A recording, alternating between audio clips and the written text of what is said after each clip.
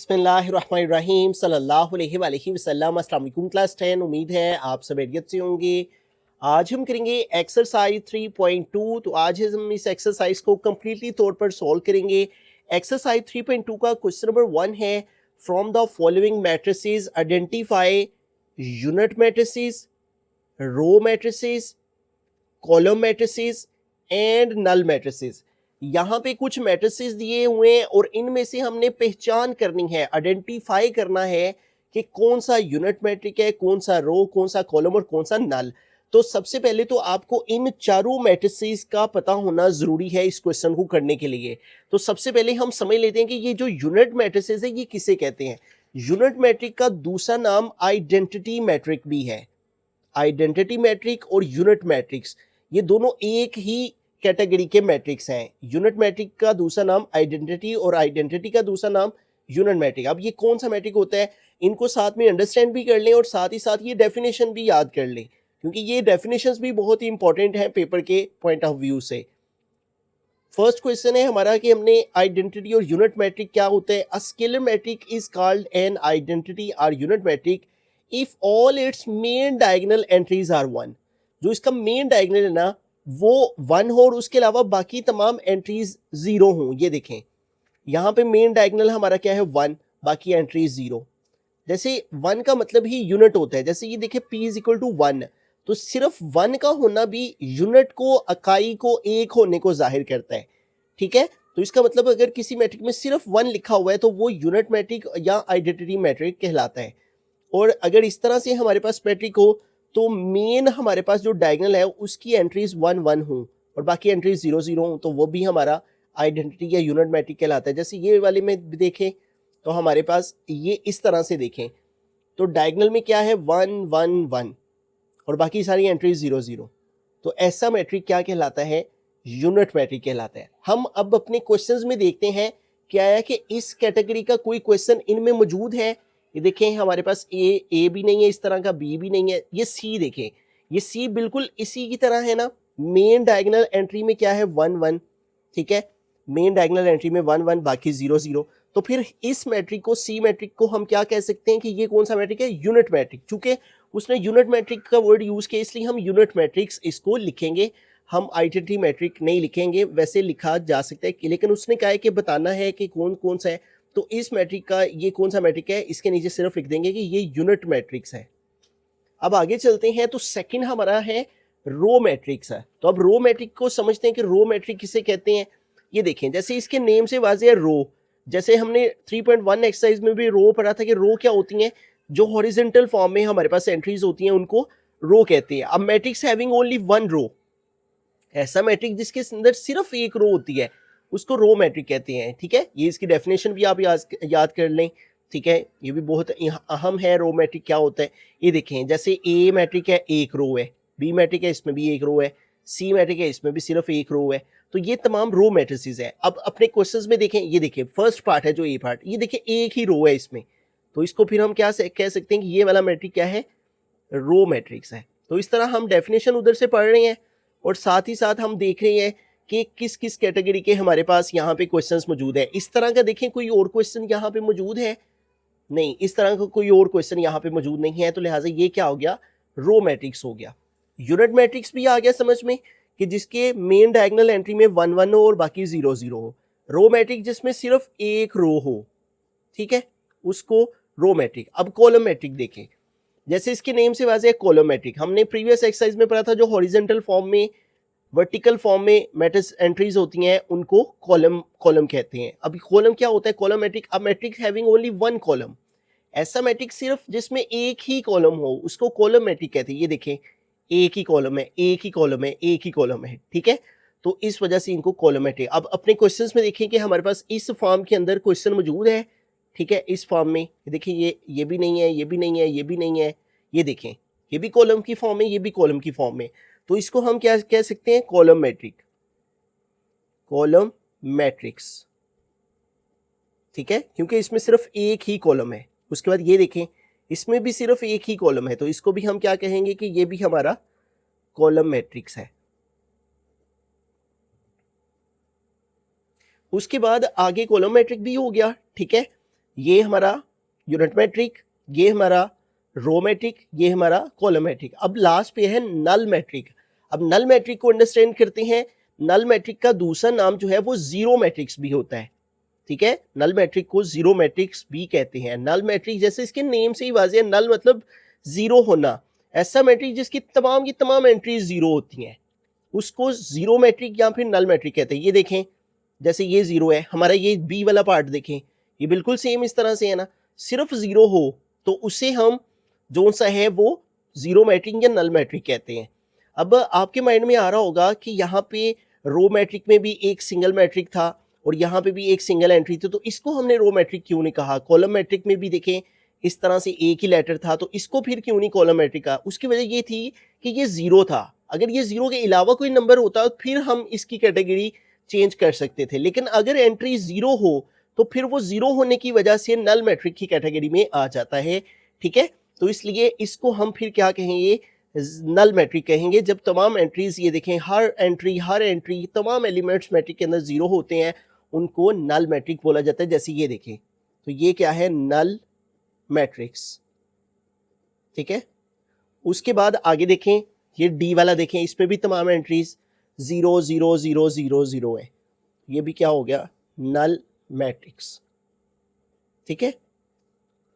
तो इस तरह हमने फर्स्ट पार्ट के सबके आंसर लिख दिए। ये रो मैट्रिक क्योंकि इसमें सिर्फ एक रो है, ये नल मैट्रिक क्योंकि एंट्री जीरो है, ये यूनिट मैट्रिक क्योंकि मेन डायगोनल में 1 1 है और बाकी 0 0 है, ये भी नल मैट्रिक क्योंकि तमाम एंट्री जीरो है, ये कॉलम मैट्रिक क्योंकि एक ही कॉलम है, ये भी कॉलम मैट्रिक क्योंकि एक ही कॉलम है।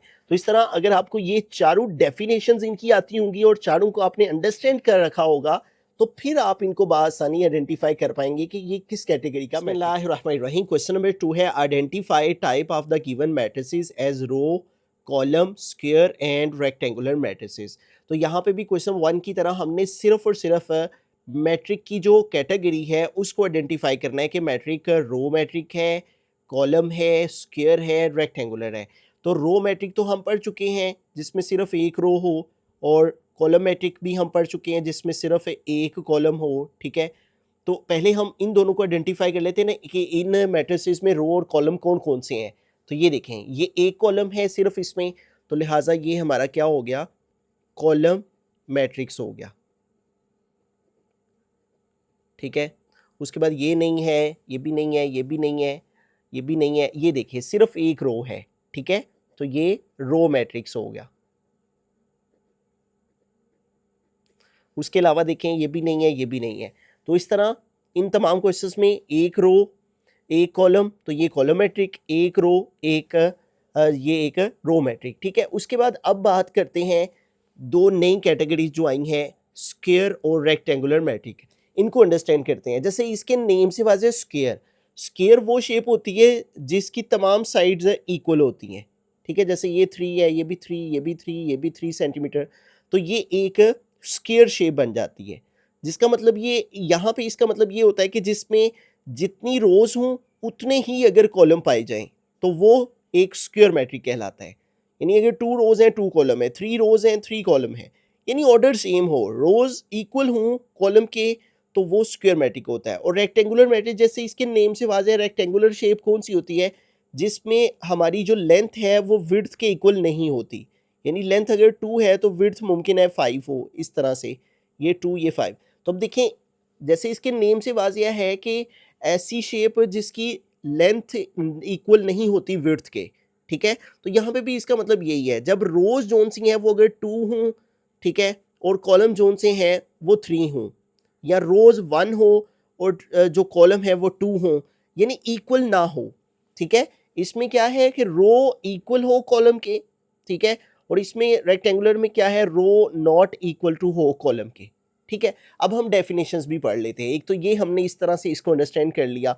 अब इधर से पढ़ लेते हैं, स्क्वायर मैट्रिक क्या होता है। Matrix in which the number of rows is equal to the number of columns is called square matrix. आप इधर से इसकी डेफिनेशन भी याद कर लेंगे, आपको एग्जाम में काम आएगी कि नंबर ऑफ रोज इक्वल हो नंबर ऑफ कॉलम। ये देखें 3 रोज है ना, 1 2 3, और 3 कॉलम है 1 2 3, तो ये एक स्क्वायर मैट्रिक है, ठीक है।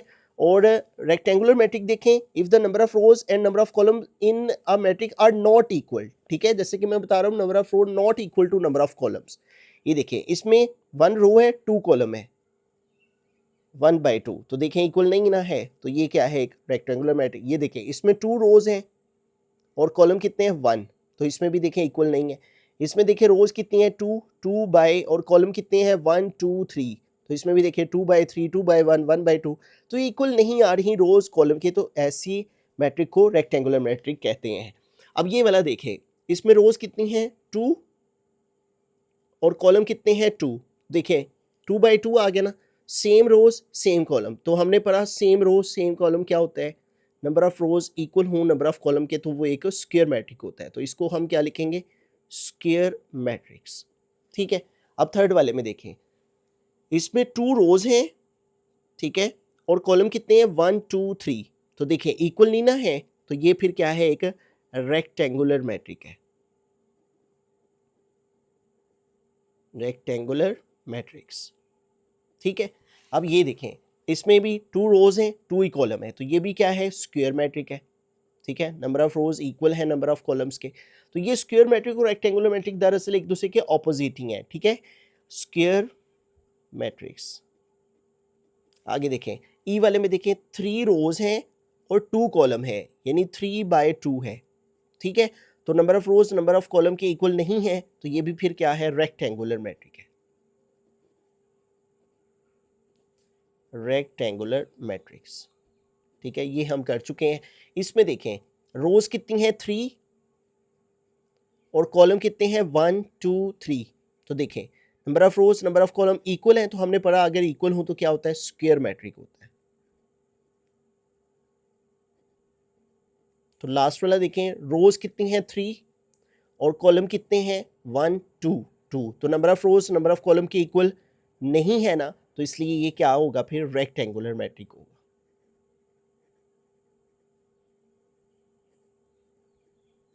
तो यूं इस क्वेश्चन में हमने रो कॉलम स्क्वायर और रेक्टेंगुलर पढ़ा। ठीक है, रो वो होती है जिसमें सिर्फ एक ही रो, कॉलम वो होता है जिसमें सिर्फ एक ही कॉलम हो, स्क्वायर क्या होता है जिसमें रोज और कॉलम की तादाद इक्वल हो, रेक्टेंगुलर कौन सा होता है जिसमें रोज और कॉलम की तादाद इक्वल ना हो। बिस्मिल्लाहिर्रहमानिर्रहीम, क्वेश्चन नंबर 3 की जानिब चलते हैं। क्वेश्चन नंबर 3 है identify diagonal, scalar and unit matrices. अब ये तीनों कैटेगरीज के जो डायगोनल्स हैं इनके हमने आइडेंटिफाई करना है यहाँ ए बी सी डी और ई क्वेश्चंस में। अब ये जो तीनों टाइप्स के मैट्रिसेस होते हैं, इनमें जो तमाम के तमाम मैट्रिसेस का ताल्लुक है वो उसके डायगोनल्स के साथ होते हैं। ठीक है, अब यूनिट मैट्रिक क्या होता है, जिसमें डायगोनल में एंट्रीज 1 1 हो, बाकी 0 0, ये देखिए डायगोनल्स में 1 1 और बाकी सारे 0 0 होते हैं। ठीक है, तो यूनिट मैट्रिसेस में ये होता है। स्केलर मैट्रिक में क्या होता है, जिसमें डायगोनल में सेम नंबर बाकी सारे 0 0, डायगोनल में सेम नंबर बाकी सारे 0 0, डायगोनल में सेम नंबर बाकी सारे 0 0। फिर थर्ड पे आता है डायगोनल मैट्रिक। ठीक है, स्केलर मैट्रिक में सेम सेम, यूनिट में 1 1 1 1 1 होता है, उसी वजह से यूनिट यानी ए का। स्केलर में 1 के अलावा होते हैं नंबर, 1 नहीं होता, क्योंकि अगर 1 1 आ जाता है तो वो यूनिट बन जाता है। 1 के अलावा कुछ भी सेम सेम आ जाए तो वो स्केलर बन जाता है। ठीक है, डायगोनल में क्या होता है, डायगोनल में जो मेन डायगोनल होता है उसकी एंट्रीज डिफरेंट होती हैं, यानी यहाँ 4 है तो यहाँ 7 आ जाए, यहाँ 8 है तो यहाँ 9 आ जाए, यानी डायगोनल्स की एंट्रीज डिफरेंट होती हैं, बाकी सारे नंबर 0 0 होते हैं। डायगोनल्स की एंट्रीज डिफरेंट होती हैं, बाकी नंबर जो उनसे हैं वो 0 0 होते हैं। ठीक है, यूनिट मैट्रिसेस जैसे कि हमने स्टार्ट में भी पढ़ा था। ठीक है, ये देखिए मेन डायगोनल में एंट्रीज है, तमाम एंट्रीज 1 1 हूँ, यूनिट मैट्रिक। फिर है स्केलर मैट्रिक, स्केलर मैट्रिक में देखें सेम 2 2 2 5 5। ठीक है, तो ये हमारे पास क्या है, स्केलर मैट्रिक। उसके बाद डायगोनल देखें, ये जो हम मेन डायगोनल है उसकी एंट्रीज डिफरेंट होती हैं। ठीक है, मेन डायगोनल्स की एंट्रीज देखिए डिफरेंट है, 2 3 इधर है, 2 3 4 और बाकी सारे 0 0। ठीक है, तो ये आप अगर तीन जोन सी हैं कैटेगरीज को याद रखते हैं तो फिर ये क्वेश्चन करना बड़ा आसान है। ये देखें 1 1 आ गया है, तो जब भी 1 1 आ जाए बाकी 0, तो हमने पढ़ा इसको यूनिट मैट्रिक्स कहते हैं, तो ये आ गया यूनिट मैट्रिक्स। और हमने पढ़ा कि जब सेम हो जाए डायगोनल तो वो स्केलर मैट्रिक। ठीक है, डायगोनल की एंट्री सेम हो जाए तो वो स्केलर मैट्रिक और बाकी एंट्री 0 हों। ठीक है, ये आ गया स्केलर मैट्रिक। ये देखें डिफरेंट एंट्रीज, डायगोनल में डिफरेंट, यहाँ 3 है यहाँ 0 है और बाकी 0 0, डायगोनल में डिफरेंट एंट्रीज। ठीक है, और बाकी 0 0, तो उसको डायगोनल मैट्रिक कहते हैं। ठीक है, तो ये हमारा क्या है, डायगोनल मैट्रिक्स है। इसमें भी देखें डायगोनल में मेन डायगोनल में डिफरेंट एंट्री 7 6 और बाकी 0 0, तो ये भी क्या है फिर डायगोनल मैट्रिक्स है, ठीक है। और लास्ट वाला देखें, डायगोनल में सेम एंट्री, डायगोनल में सेम नंबर, ठीक है, तो वो स्केलर मैट्रिक, तो ये फिर क्या है, डायगोनल में 2 2 है, सेम सेम नंबर है, तो ये स्केलर मैट्रिक्स आ गया। तो इस तरह से आप अगर ये तीनों डेफिनेशंस याद रखते हैं तो फिर क्वेश्चन नंबर 3 में भी आपको कोई प्रॉब्लम नहीं होगी, आप आसानी से आइडेंटिफाई कर सकेंगे कौन सा मैट्रिक डायगोनल है, कौन सा स्केलर और कौन सा। बिस्मिल्लाहिर्रहमानिर्रहीम। क्वेश्चन नंबर 4 है find transpose of each of the following matrices है। तो यहाँ पे 4 मैट्रिसेस दिए हुए हैं A B C D, इनका हमने ट्रांसपोज फाइंड करना है। अब ट्रांसपोज को अंडरस्टैंड कर लेते हैं कि ये क्या होता है। A matrix obtained from a given matrix by interchanging the rows and columns is called the transpose of the given matrix. जो मैट्रिक दिया गया हो उसका ट्रांसपोज कैसे हासिल होता है, by interchanging the rows and columns, यानी रोज और कॉलम्स की जगह को बदल देने से, यानी रो को कॉलम बना दें या कॉलम को रो बना दें, तो जो चीज़ हासिल होती है उसे ट्रांसपोज कहते हैं। जैसे एक मैट्रिक ए है और इसका ट्रांसपोज ए के ऊपर ऐसे स्मॉल टी लिख दिया जाता है जो कि उसके ट्रांसपोज को रिप्रेजेंट करता है। अब ये देखें, ये रो है ना 1 2 4, ये रो की शक्ल में है ना, ये देखिए इधर ये कॉलम बन गया है इधर को। इसी तरह ये रो है 8 0 5, तो इसको कॉलम बना दिया हमने, तो इसको कहते हैं ट्रांसपोज लेना। रोज को कॉलम बना देना या फिर कॉलम को रो बना देना। ये देखिए कॉलम है ना 1 8, इसको रो में बना दे, ये 1 8। ये ना कॉलम 2 0, इसको रो बना दे 2 0। ये कॉलम है ना 4 5, इसको रो बना दे, इधर को लिख दे। तो ये देखें, ये भी इसका ट्रांसपोज, ये भी इसका ट्रांसपोज, दोनों तरह से हो सकता है। आप रो को कॉलम बना दें या कॉलम को रो बना दें, ठीक है। ये ए मैट्रिक, अब इसका ट्रांसपोज लेते हैं, ए ट्रांसपोज, ये ऊपर स्मॉल टी ट्रांसपोज को रिप्रेजेंट करते हैं। अब इस ए का ट्रांसपोज लेते हैं, ठीक है। ये देखें, ये रो है ना 2 3, तो ये कॉलम इधर को बन जाएगा, ठीक है, तो ऐसे आ जाएगा। फिर ये दूसरी रो है ना 4 5, तो ये कॉलम इस इधर को हो जाएगा। ये रो है ना, कॉलम इधर को हो जाएगा वर्टिकल फॉर्म में 4 5। तो ये देखिए रो 2 3 थी, ये कॉलम में आ गई, रो 4 5 थी, ये कॉलम में आ गई, तो इस ए का ए ट्रांसपोज ये आ जाएगा। अब ये देखिए बी, ये हमारे पास ए की कॉलम है, इसको रो में बदल देंगे, ठीक है। ये कॉलम है 3 7 6, इसको रो में इधर को लिख देंगे 3 7 6, तो ये इसका ट्रांसपोज आ जाएगा। अब ये देखें, ये रो है ना, तो इसको कॉलम में बदल देंगे by interchanging rows and columns, ठीक है। तो ये सी ऊपर ट्रांसपोज डाला, तो ये रो है, तो रो को कॉलम में बदल देंगे, इधर को लिख देंगे 5 -2 4। अब देखिए डी वाला देखें, लास्ट पार्ट डी, और अब इसका ट्रांसपोज लेंगे, ऊपर स्मॉल सा टी डाल देंगे। अब देखें, ये हमारे पास पहली रो है 2 5, तो इसको कॉलम में इधर को लिख दिया। फिर ये दूसरी रो है 3 6, इसको कॉलम में इधर को लिख देंगे। ये तीसरी रो है 4 7, इसको कॉलम में इधर को लिख देंगे, ठीक है। तो रोज कॉलम में बदली जा सकती हैं या कॉलम को रो में बदला जा सकता है, दोनों तरह से हो सकता है। अब ये देखें, ये कॉलम था ना 2 3 4, इसको रो की शक्ल में लिख दिया। ये कॉलम था 5 6 7, इसको रो की शक्ल में लिख दिया, ठीक है।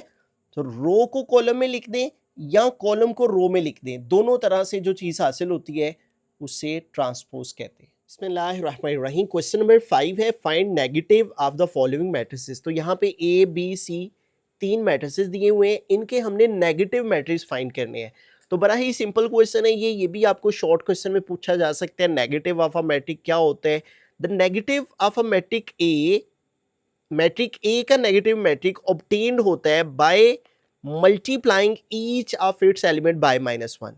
-1 के साथ अगर हम हर एंट्री को मल्टीप्लाई कर दें तो जो हमें मैट्रिक हासिल होता है उसे -a या नेगेटिव ऑफ अ मैट्रिक कहते हैं। जैसे एग्जांपल के तौर पे a है और -a में इसकी एंट्रीज जब -1 से मल्टीप्लाई होंगी उनके साइन चेंज हो जाएंगे।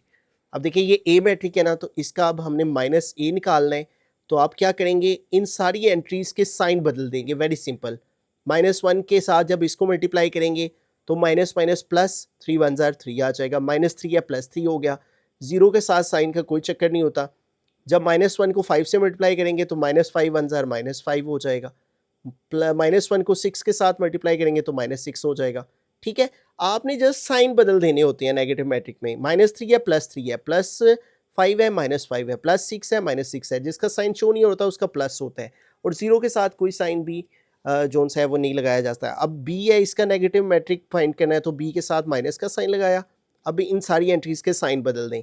-3 है +3 हो गया, प्लस साथ नहीं लगाते, +3 है तो चेंज होके -3 हो गया, -2 है चेंज होके +2, +2 है चेंज होके -2। ठीक है, सिर्फ साइंस चेंज कर देते हैं नेगेटिव मैट्रिक में। ये सी है, अब इसका नेगेटिव मैट्रिक सी फाइंड करना है, तो -c इक्वल आ जाएगा।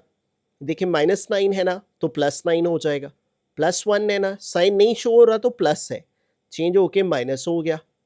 ये भी +1 है, चेंज होके -1 हो गया। ये -7 है, चेंज होके +7 हो जाएगा। ठीक है, और प्लस साथ लगाएं ना लगाएं उसका मतलब प्लस ही हो जाए। तो इस तरह नेगेटिव मैट्रिक में आपने जस्ट साइंस बदल देने होते हैं, प्लस हो माइनस में हो जाता है, माइनस हो प्लस में हो जाता है, तो उसे नेगेटिव में हर एंट्री का साइन जस्ट बदल देना होता है, तो उसे नेगेटिव मैट्रिक। बिस्मिल्लाहिर्रहमानिर्रहीम। क्वेश्चन नंबर 6 है, if A matrix 2 3 4 5 B matrix 7 6 5 8 then verify that A transpose to the transpose equal है ए के और B transpose to the whole transpose equal है बी के। अब पहले इसको सोल्व करते हैं। ठीक है, तो हमारे पास यहाँ पे हमने ए का 2 बार ट्रांसपोज लेना है। ठीक है, और वो कह रहे हैं वेरीफाई करें कि वो ए के इक्वल आ जाता है 2 बार ट्रांसपोज लेने से। एक वैल्यू लिखेंगे वो है 2 3 4 5। ठीक है, अब इसका पहले एक दफ़ा ट्रांसपोज लेंगे, ए के ऊपर टी आ जाएगा स्मॉल टी, और ट्रांसपोज में जैसे कि हमने पढ़ा रो को कॉलम में बदल देते हैं। रो है 2 3 तो ये कॉलम में इधर को आ जाएगी, फिर दूसरी रो है 4 5 तो कॉलम में इधर को आ जाएगी। ठीक है, ये हमने ले लिया ए का एक दफ़ा ट्रांसपोज। अब इसके ऊपर फिर से ट्रांसपोज है। अब ये जो ट्रांसपोज आया है इसका दोबारा से ट्रांसपोज लिया जाएगा, डबल टी। ठीक है, तो अब फिर से इस वाले का, अब ये जो ए ट्रांसपोज आया वो इसका ट्रांसपोज लेंगे। ये देखिए रो है 2 4 तो ये कॉलम में इधर को आ गई, ये रो है 3 5 कॉलम में इधर को आ जाएगी। ठीक है, तो आपने रो को कॉलम में बदल देना है। अब ये देखें, ये जो ए ट्रांसपोज का फिर से ट्रांसपोज लेके आंसर आया है 2 3 4 5, ये ए के इक्वल आ गया। ये देखें ए क्या था 2 3 4 5, और ए ट्रांसपोज का फिर से ट्रांसपोज लेके आ गया 2 3 4 5, तो हेंस वेरीफाइड। ठीक है, यहाँ पे लिख देंगे हेंस वेरीफाइड हुआ। क्या वेरीफाइड हुआ कि ए ट्रांसपोज का ट्रांसपोज लिया जाए तो वो ए के इक्वल आ जाता है। ठीक है, अब सेकंड पार्ट देखें, इसमें बी है और बी का ट्रांसपोज फिर उसका ट्रांसपोज लेना है। ठीक है, तो पहले बी की वैल्यू लिखेंगे, वो है हमारे पास 7 6 5 8। अब इसका ट्रांसपोज लेंगे, बी के ऊपर टी आ गया स्मॉल टी, रो को कॉलम में बदलते हैं। ये देखिए रो है ना 7 6, इसको कॉलम में बदल दिया, इधर को आ गया। ठीक है, कॉलम इधर को लिखा जाता है, रो इधर को होती है। हॉरिजेंटल फॉर्म में रो, वर्टिकल फॉर्म में कॉलम होता है। तो ये देखें रो है 5 8 तो कॉलम में ये इधर को आ गई। ठीक है, तो इसका ट्रांसपोज ले लिया। अब इसके ऊपर फिर से ट्रांसपोज है, तो अब इसके ऊपर फिर से ट्रांसपोज लेंगे। अब ये जो बी का ट्रांसपोज है, अब इसका ट्रांसपोज दोबारा जब लिया जाएगा, ये देखें ये रो है ना 7 5, ये कॉलम में बदल दें, इधर को आ गई। ये रो है 6 8 और ये कॉलम में इधर को आ जाएगी 6 8। अब ये देखें ये जो आंसर है ये बी के इक्वल है, बी ट्रांसपोज का ट्रांसपोज बी के इक्वल 7 6 5 8 7 6 5 8। तो यहाँ भी हेंस वेरीफाइड हुआ, हेंस वेरीफाइड के बी के ट्रांसपोज का ट्रांसपोज लिया जाए। ठीक है, तो वो किसके इक्वल आ जाता है, बी के ही। बिस्मिल्लाहिर्रहमानिर्रहीम। क्वेश्चन नंबर 7 है, लास्ट क्वेश्चन है एक्सरसाइज 3.2 का।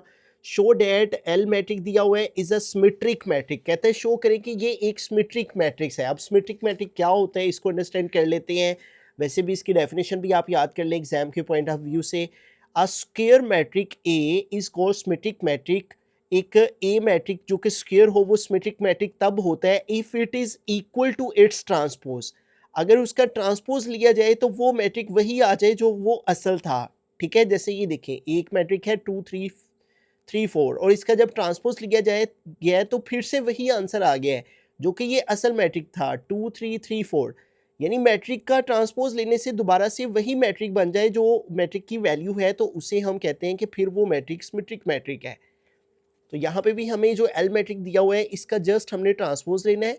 तो अगर वो एल के इक्वल आ गया तो हम कहेंगे कि ये फिर एक सिमेट्रिक मैट्रिक है। वैल्यू है 2 3 4 3 -2 5 4 5 0। तो अब इसका ट्रांसपोज लेंगे L, ऊपर ट्रांसपोज के लिए स्मॉल t डाला, और जैसा कि हमने ट्रांसपोज में पढ़ा था रो को कॉलम में या कॉलम को रो में बदल दें तो हमारे पास ट्रांसपोज आ जाता है। हम रो को कॉलम में बदलते रहते हैं। रो है 2 3 4, तो इसको कॉलम में बदल देंगे तो इधर को आ जाएगी। फिर दूसरी रो है 3 - 2 5, तो इसको कॉलम में बदल देंगे तो इधर को आ जाएगी 3 - 2 5। फिर तीसरी रो है 4 5 0, इसको कॉलम में बदल देंगे तो इधर को आ जाएगा 4 5 0। अभी देखें L का ट्रांसपोज जब हमने लिया है तो ये जो आंसर आया है ये वही आंसर आ गया। ये देखें 2 3 4 2 3 4, 3 - 2 5 3 - 2 5, 4 5 0 4 5 0।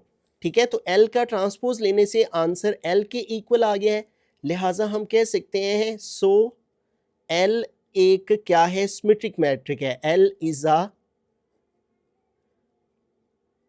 Symmetric matrix. ठीक है, तो जस्ट आपने जो वैल्यू दी होगी उसका ट्रांसपोज लेना है। अगर वो वैल्यू इक्वल आ गई जो कि मेन क्वेश्चन था उसके, तो हम कहेंगे कि फिर वो मैट्रिक सिमेट्रिक मैट्रिक है।